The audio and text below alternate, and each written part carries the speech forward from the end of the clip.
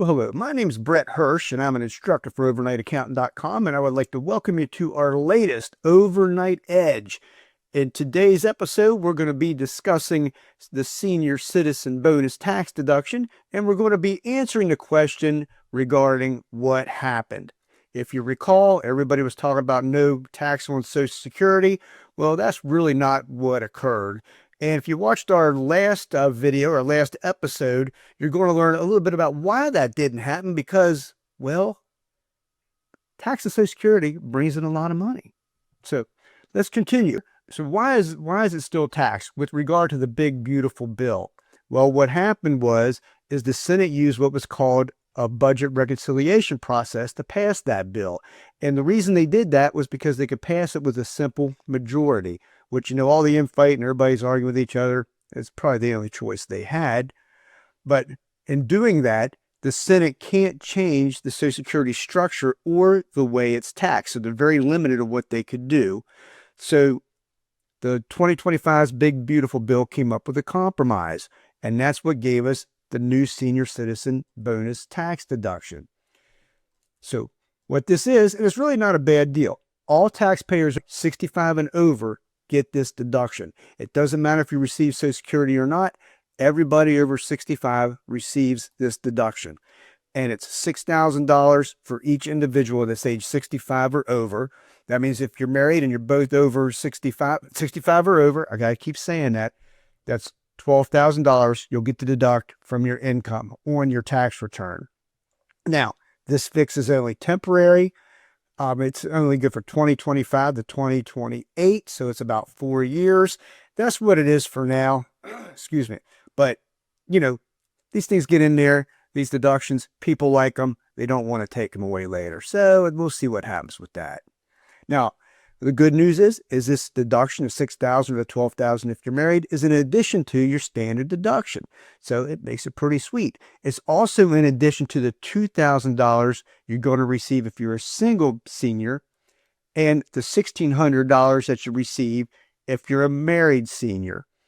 So if both of you are married, that's going to be $3,200 that you can deduct in addition to the standard deduction, your bonus deduction, plus you get the $2,000 or the $3,200. Also, it's in addition to itemized deductions, which is a pretty cool deal because, a lot of folks itemize. Not near as many people itemize now as they used to, but if you do itemize, you still get that $6,000 per senior from your taxable income. Now, the one caveat here, there is an income phase out, and that phase out starts at $75,000. If your modified adjusted gross income is over $75,000, the phase out starts. If you're married, filing jointly, it starts at $150,000. And basically modified adjusted gross income for most of you is not going to matter. It's your adjusted gross income on your tax return. If you got foreign income, foreign credits, it might change a little bit, but that's what you're looking at. Now, remember that amount, how it works is anything over the phase out amount, you're going to subtract 6% of the amount over the phase out to then reduce your $6,000 or $12,000 deduction. Phase out ends, however, it's about $100,000. So, it is $100,000. So once your modified adjusted gross income is over $175,000, if you're single, it disappears. $250,000 if you're married filing jointly, you no longer get the bump up $6,000 or $12,000. So let's talk about some examples. Number one, let's say you're single, 65 or older, and you're getting a standard deduction, which for 2025 is $15,750. The reason I have the asterisk there is because these are generally adjusted for inflation. So it's going to change if you're watching this in a later year. All right. So then you get your addition. Now the $2,000, if you're single and 65 or over, that doesn't change. That's not adjusted for inflation. So you get your $2,000 bump up, and then you get your bonus deduction of $6,000. So before your income is taxed from your adjusted gross income, you're going to subtract $23,750 to arrive at your taxable income. That's not too bad. That's if you're single. Now, if you're married and one spouse is over 65, you get your $31,500. That's your standard deduction for 2025. Remember, that's going to change every year. Because you're married, you get the $1,600 because you're only one spouse over 65. You'll notice there, if you're single, you get $2,000. If you're married, you only get $1,600. That's what we call a marriage penalty, just so you know, if you're keeping score in the stands there. And then you get your bonus deduction of $6,000. So boom, you got $39,100 that you can subtract to arrive at taxable income. Not too shabby. If you're married and you're both over 65, same deal. Standard deduction $31,500. Now you get to $3,200. You get twice the $1,600, and then now you get each of you get the $6,000. So you're at $12,000 deduction.